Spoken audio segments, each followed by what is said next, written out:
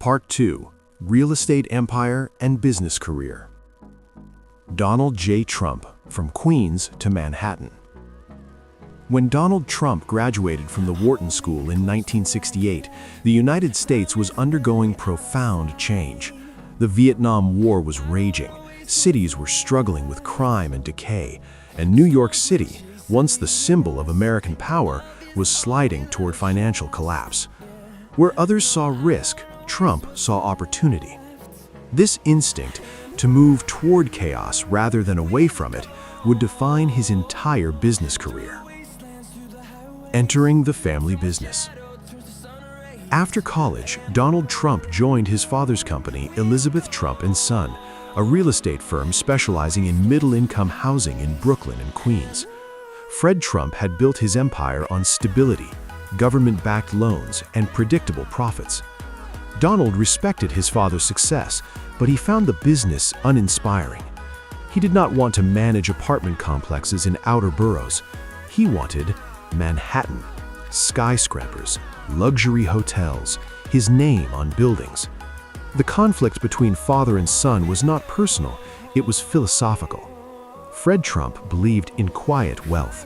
Donald believed in visible power. By 1971, Fred Trump gave his son control of the company.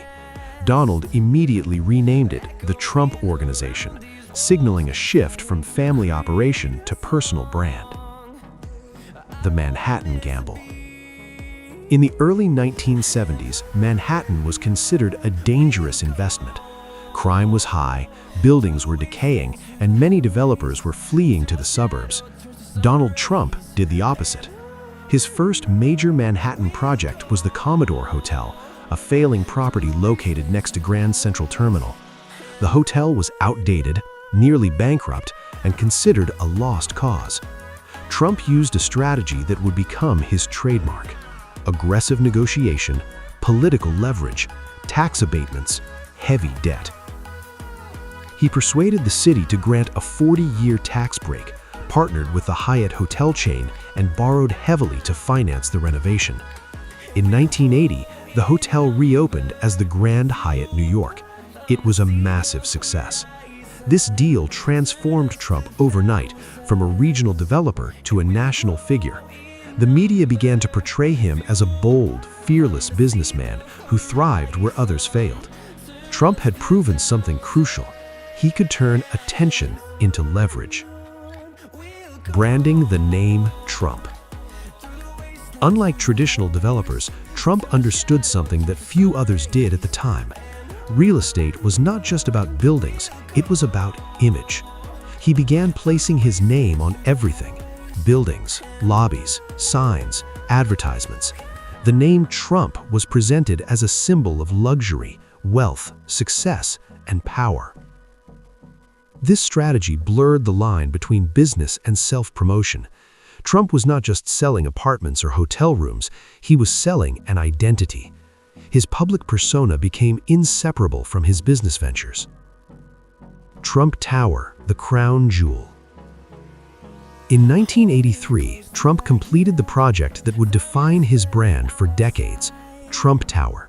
Located on Fifth Avenue, Trump Tower was a 58-story skyscraper combining luxury residences, retail space, and office floors.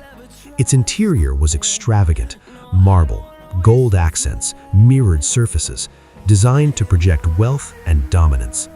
Trump Tower was more than a building, it was a personal monument. It became Trump's headquarters, his residence, and a symbol of his success. From this point forward, Donald Trump was no longer just a developer, he was a celebrity businessman. Media manipulation and publicity.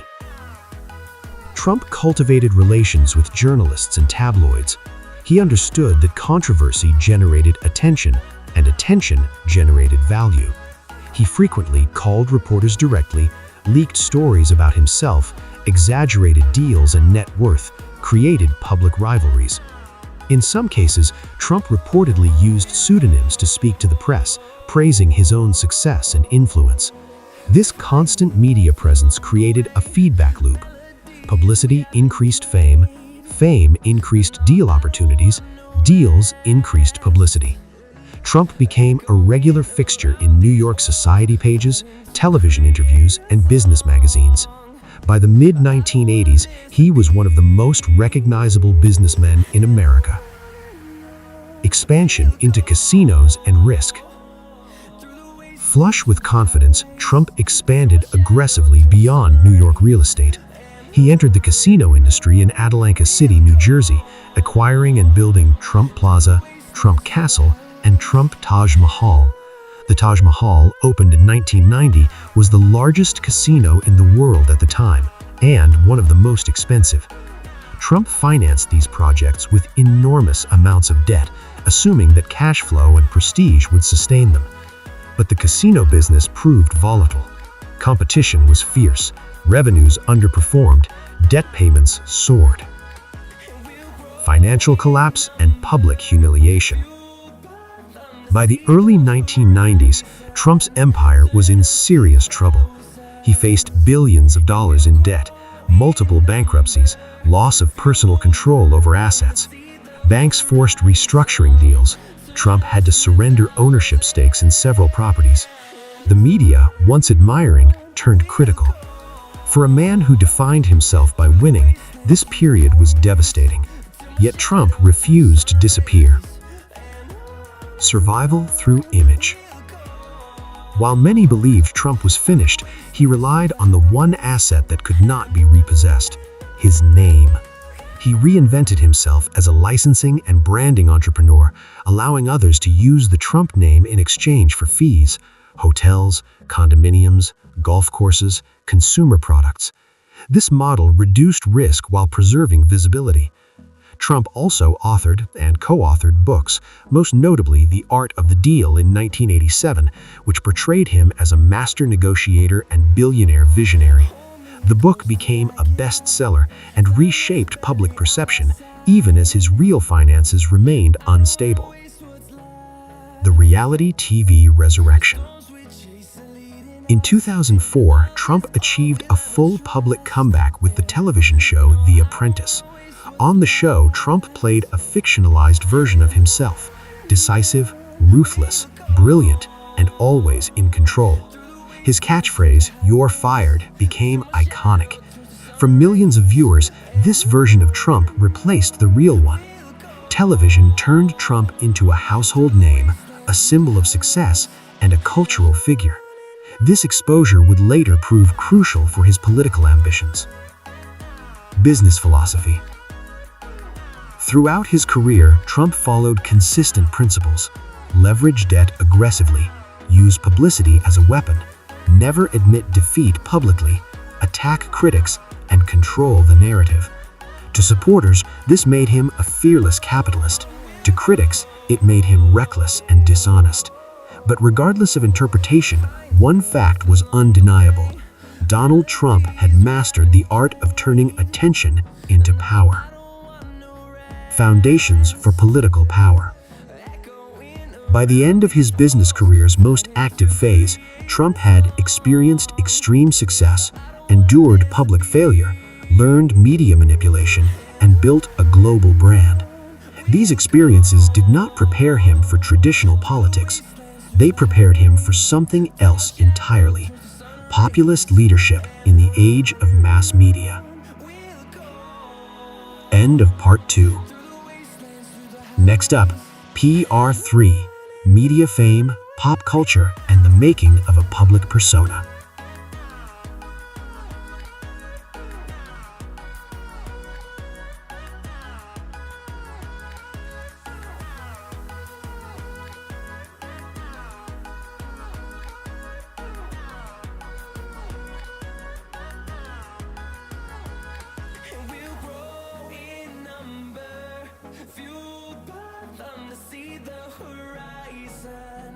Turn us to thousands.